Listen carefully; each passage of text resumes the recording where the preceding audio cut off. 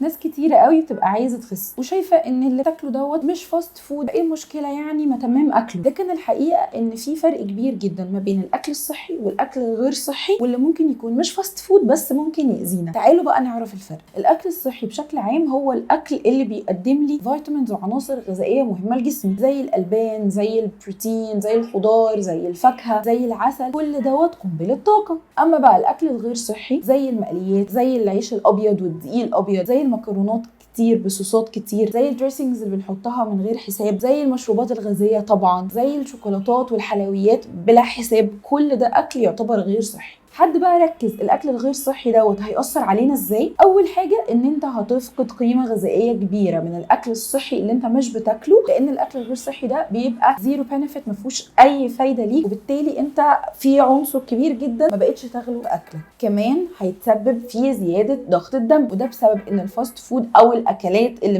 مش فاست فود بس اللي انا ذكرتها دي ممكن يكون فيها نسبه كبيره من الصوديوم، وبالتالي هيؤدي لارتفاع ضغط دمك. كمان تغيير كبير جدا في مودك، انت بتبقى مفكر ان انت لما هتاكل الحاجات دي هتبقى مبسوط، بس بالعكس الحاجات ديت بتبدا مع الوقت تسبب لك مشاكل كبيره في المود، ممكن توصلك لاكتئاب. امال بقى الاكل الصحي هيفيدني في ايه؟ الاكل الصحي هيفيدك في حاجات كتير، اولهم يا سيدي الوزن. طبعا ان انت لما هتبقى بتاكل اكل صحي وزنك هيبدا ينزل، وجسمك هيبدا يستفيد بالعناصر الغذائيه المهمه اللي موجوده في الاكل الصحي. كمان هيساعد جدا جدا في امراض القلب، يعني هيساعد ان قلبك يكون اقوى وصحتك تكون احسن. كمان هيحسن ذاكرتك، لانك لو بتاخد اكل فيه اوميجا 3 ده هيفرق جدا جدا معاك، زي الاسماك والمكسرات. الاكل الصحي يا جماعه بيزود تدفق الدم للمخ، وده بيفرق معانا في حاجات كتيره جدا جدا. عشان كده دلوقتي ما تقعدش تقول لنفسك انا بقيت بنسى كتير، ركز وشوف انت اصلا بتاكل ايه. بعد بقى دلوقتي ما عرفنا ايه هو الاكل الصحي والاكل الغير صحي وهيفرقوا معانا في ايه، تعالوا نعرف ناكل بقى اكل صحي ازاي. يعني مثلا دلوقتي انا قلت لك ان الفراخ المقليه ديت غلط، هل ده معناه ان الفراخ غلط؟ لا، معناه ان البروتين دوت او الفراخ ديت انا محتاج ان انا اكلها عشان هتفيد جسمي، ولكن اعملها بشكل صحي. طب انا بقى بحب الفراخ المقليه، مفيش مشكله جدا، الفكره كلها انا عملتها ازاي. بدل ما انا حطيتها في البيض والبقسماط وقليتها في الزيت، ممكن ان انا اعمل نفس الكلام واحطها في البيض والبقسماط، ارش عليه رشه زيت صغيره وادخلها الفرن. انا بخطوه واحده بس حولتها من اكل غير صحي لاكل صحي. فالمهم بالنسبه لي انك تكوني بتاخدي البروتين اللي انت محتاجاه،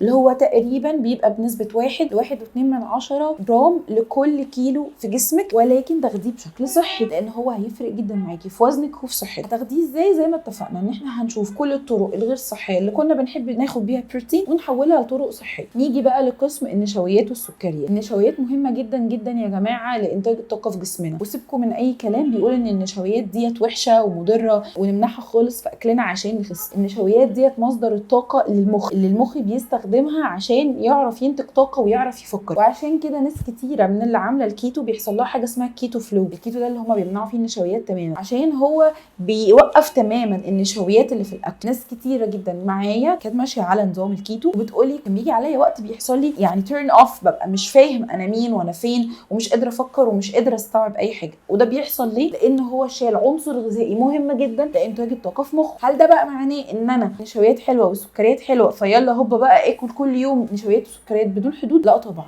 ده معناه ان انا اخد النشويات او السكريات ديت بشكل صحي. يعني مثلا انا بحب اكل شوكليت، مش لازم اكل الشوكولاته بقى اللي متغمسه في معرفش ايه ومحطوط عليها دهون وعليها سكر كتير، ممكن اخدها بشكل تاني صحي اكتر، زي الشوكولاته الدارك اللي مثلا من اول 50 ل 70% دارك شوكليت. فده بيفرق معايا جدا ان انا خدت الفايده اللي موجوده في الكاكاو، بس في نفس الوقت انا ما اذيتش جسمي بكميه السكر الكتير. كمان المكرونه والرز والحاجات دي كلها مش ممنوعه، ولكن يفضل ان انا اخد الحاجات دي بكميات معينه واعملها بشكل صحي. يعني بلاش يبقى عليها صوصات كتيره وعليها توابل كتيره وعليها ملح وحاجات من دي، لا احاول ان انا اخليها لايت كده ولذيذه. ممكن كمان استبدل المكرونه العاديه بمكرونه الشوفان، دي مفيده جدا جدا للصحه. وكمان العيش يا جماعه بلاش العيش اللي معمول بالدقيق الابيض، مضر جدا للصحه. الناس بتسمي في العلم الدقيق الابيض ده بالسم الابيض، استبدل خالص العيش الابيض دوت وابدله بالعيش بتاع الحبوب الكامله، عيش الفرن بتاعنا الحلو، العيش الشوفان، عيش من حبوب كامله، عيش اسمر، عيش سن. الحاجات دي كلها مسموح بيها ونقدر ناكل منها، وطبعا مش بكميه مفتوحه، بكميه محدوده على حسب كل واحد وزنه وهدفه. الملخص يا جماعه ان احنا نقدر ناكل اي حاجه في الدايت، ولكن نعقلها بالراحه، نفكر هل الحاجه دي مضره لصحتي ولا مفيده، ولو الحاجه دي مضره لصحتي احورها واظبطها واخليها مفيده، وفي نفس الوقت ما كنتش اتحرمت منها وكلتها واتبسطت. وبكده خلصنا الفيديو بتاعنا النهارده. شكرا جدا لوقتكم، واتمنى اكون فدتكم، ويا ريت ما تنسوش تعملوا لايك وسبسكرايب، واستناكم في الفيديو الجاي.